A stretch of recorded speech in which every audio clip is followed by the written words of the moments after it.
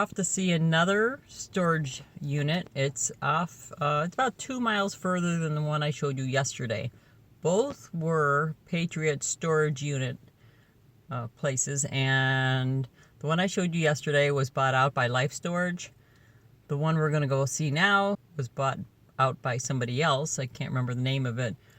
I looked at their website, and the prices are a little similar, maybe about $10 more. They say that, you know, it's built strong for, you know, small hurricanes, but we really don't have anything that matters to me if something got blown away, other than all my photos. I really should scan them, but I just don't have time now to do that, especially the older photos.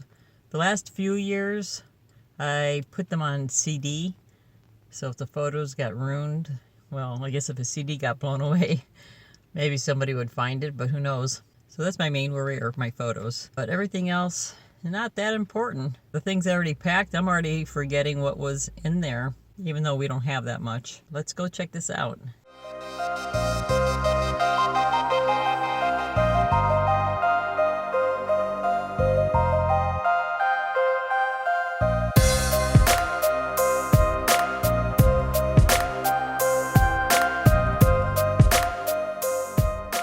So here's the other Southern Self-Storage storage unit I was telling you about. It's called Southern Self-Storage.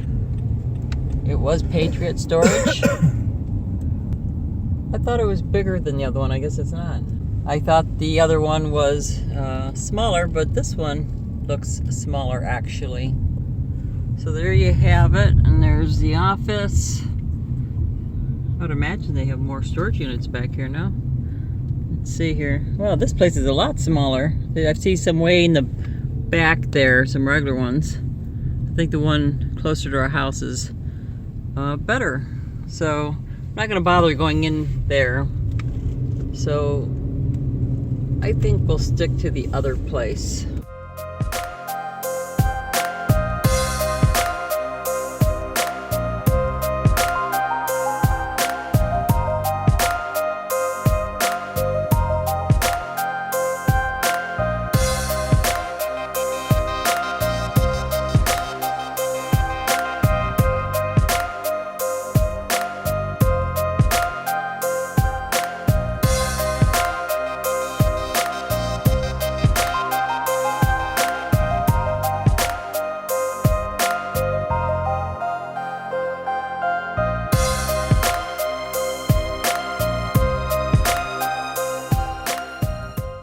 So we just finished eating at one of our favorite places that we go to about once a month, and I'm full.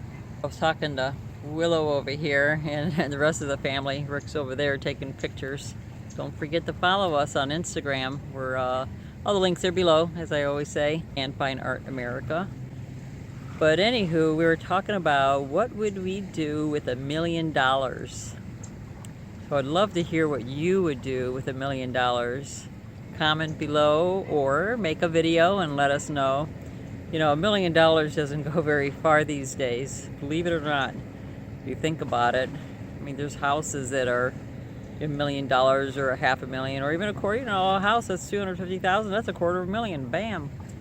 So I thought about it very carefully, and we definitely would have to live off the interest. Whatever that would be, I would have to do some research on the best way to invest $1 million. And I probably would use the money to start other businesses to make more money, because $1 million is not a lot.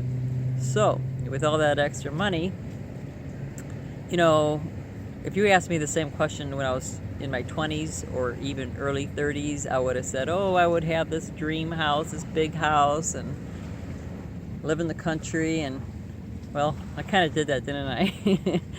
It wasn't the big mansion, you know, that I might have had in my mind, but, you know, we had a nice ranch on 10 acres in the country, so we did kind of do that. Then I would have said I'd go live in Florida. Well, I kind of did that too, but I didn't need the $1 million. It goes to show you, you don't need $1 million to follow your dreams and to do things that you want to do. You really don't. But let's continue and talk about $1 million.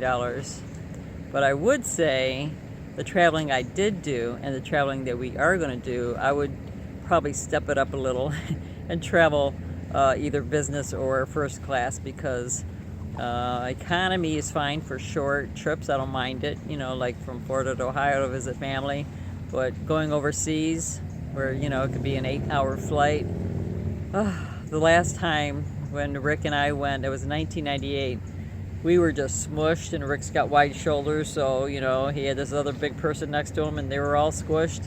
And so it was very uncomfortable. You couldn't really recline, and with my back, you know, I need to recline. So I would try to travel in a bit more comfort. So that's a lot of money. Have you checked first class tickets overseas? It's like $4,000 round trip versus, you know, an $800 ticket economy. So anyways, we'll be going economy when we do travel overseas. And also, if you asked me in my 20s or 30s, I would have said I wanted a Mercedes, an Audi, this or that. I don't even want a car anymore. Even if I had the money, maybe I'd get a chauffeur, somebody to drive me around. But I don't like driving. I don't want a car. I don't want the upkeep. And I know people say, well, if you got that kind of money, you could hire people to do everything for you. But the thing is, I like my privacy. Believe it or not, here I am on YouTube sharing my whole life. But I do like my privacy. I wouldn't want someone, you know, cleaning my house or taking care of the lawn, that kind of thing. I just like, you know, my own privacy, not having people coming in and out of the house. So I wouldn't be somebody who would be very good at hiring people to, you know, take care of me or, you know, take care of my home. So that's why I would still stick to tiny little places where I could take care of it for myself. Would I buy different places around the world? You know, I wouldn't do that, you know, to live. You know, people have several houses who have money. I know it's supposed to be tax write-offs and this and that, but I just don't want stuff anymore. I think the money that, you know, if I had unlimited amount of money, and $1 million is not unlimited, but let's just say it was unlimited, I just need to eat well and travel well. But I would, and, you know, start businesses, but I would really like to help others. There's so many people who, and I don't mean just give away money, because I don't think that's always the best solution. I think finding a way to help people help themselves, except for the elderly. You know, they've worked their whole life and they don't have anybody to help them. It's sad when there's not children to take care of them and they end up in the nursing home all alone. So I would definitely want to do something to help the elderly or the disabled or families with that type of problems. And then, you know, there's so many people who would use help. Young people, or middle-aged people who lost their jobs. Nobody wants to hire them because they're 50, because they'd rather hire a 20-year-old and pay them nothing. So that kind of stinks. So I would love to help other people start businesses. I know I've been able to help others work from home, especially moms who wanted to stay home with their kids, you know, either through Avon or some other direct sales company. Those are just small, you know, home-based businesses. Some people don't want a business that's gonna, you know, brick and mortar where they're gonna be stuck there. I would definitely help people start, and I'm doing that now too, in a smaller way, starting home-based businesses. But I think I would expand on that and try to help more and being able to do more of that, because you help people make their own money, then they can help themselves, and then they can help others. So it's like, you know, snowballs where people can, you know, help each other. People talk about, what would you do if you win the lottery? You know, you've seen people win the lottery and they spent all their money and they go bankrupt, and then they win the lottery again. They got like super luck or something, and they lose it again. Like, no, how do you do that? And it's usually from just buying, you know, a big house. And people have to realize, when you have a big house or any house, you've got upkeep. You've got taxes and insurance, and you've got, you know, things break down. The bigger the house, the bigger the problem, and the more costly it is. I should have thought about it even more. Maybe I'd have better ideas, but I'm sure you have some great ideas. I'd love to hear what you would do with all that extra money. Yeah, comment below or make a video and let us know, and we'll watch it.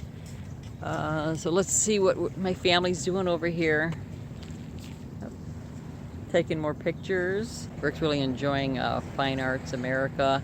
You know, they put these the photography on like shower curtains and cups now, mugs, and you could even get it on acrylic or metal or wood prints, and you know, where people can hang and decorate their homes, or even for hotels or businesses who are looking for photographs to put up. And of course, they also can put the photographs and artwork too. So if you're an artist, that's a great place to put your artwork. What else they have? Throw pillows, duvets, I said shower curtains. There's other things too that t-shirts. Yeah, so it's pretty cool to have your picture, your photograph, or your artwork on something like that. And when someone buys it, it's like such a good feeling. So thank you for those of you who have already made purchases at Rick's Fine Arts America page, and his link again is in the description box. Yeah, it makes his day when someone buys something because he's new at it, so it's pretty exciting. The other place too is stock photos. I forget which one he puts his stock photos up on, but that's another different type of way of selling his photography. So he's really enjoying it. I could see him doing this full time as well. I like making the video, but he does do some of the intros and outros for me, or the GoPro, the time lapses, because I just can't remember all the buttons I'm supposed to press. And we're teaching Noah how to use the GoPro so he could do it as well, since Rick can't do everything. He's a very busy man. And Willow, of course, is just busy studying 24/7 and writing her novels, and she's also an artist. I told her she ought to put a Fine Arts America page up as well, because she's quite talented and she's getting better, you know, all the time. And she just started taking acrylic classes at the art center. My mom was into acrylic, so she thought she'd give it a try. So, but let's go see what we've got here. It's a beautiful place. Where are we, Rick? Port Charlotte. Yeah, we're in Port Charlotte. So, oh, this is Charlotte Harbor, right? We're on the north side of Charlotte Harbor.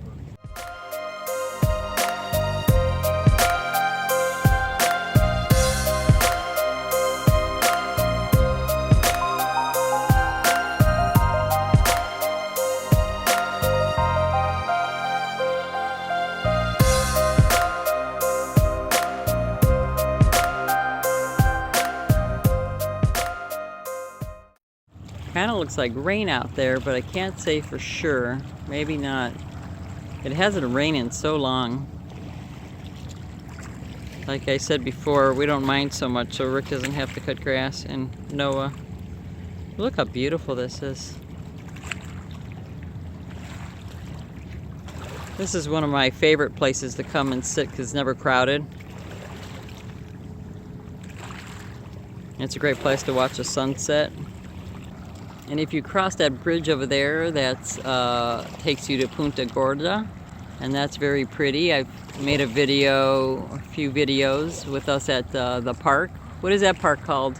Oh, Ponce Leon. That's the park that we've showed you before. It has a little beach and little...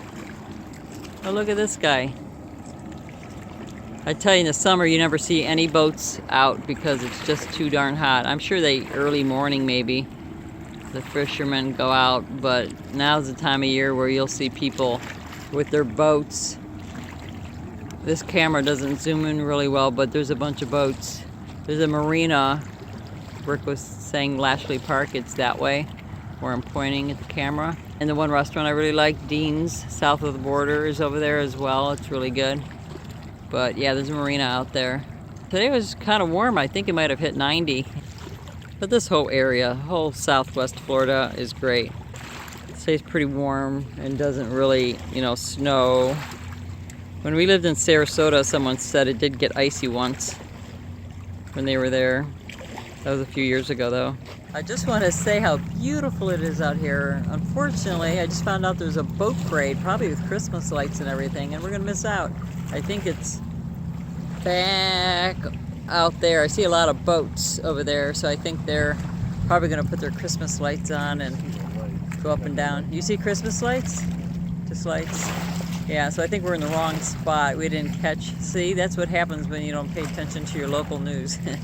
I didn't catch that there was a parade tonight. We would have liked to have seen that and recorded it for you. So sorry about that. Well, if you haven't visited Florida yet, you got to come down here during the winter. I know it's more costly to come down here, and you have to reserve hotels or wherever you're going to stay, Airbnbs, way ahead of time, because everybody comes down here this time of year, and it's just spectacular. The weather's like, it is paradise. Well, thanks for watching. Thumbs up if you liked this video. Please share, and we'll see you next time. Oh, and don't forget to subscribe if you haven't yet.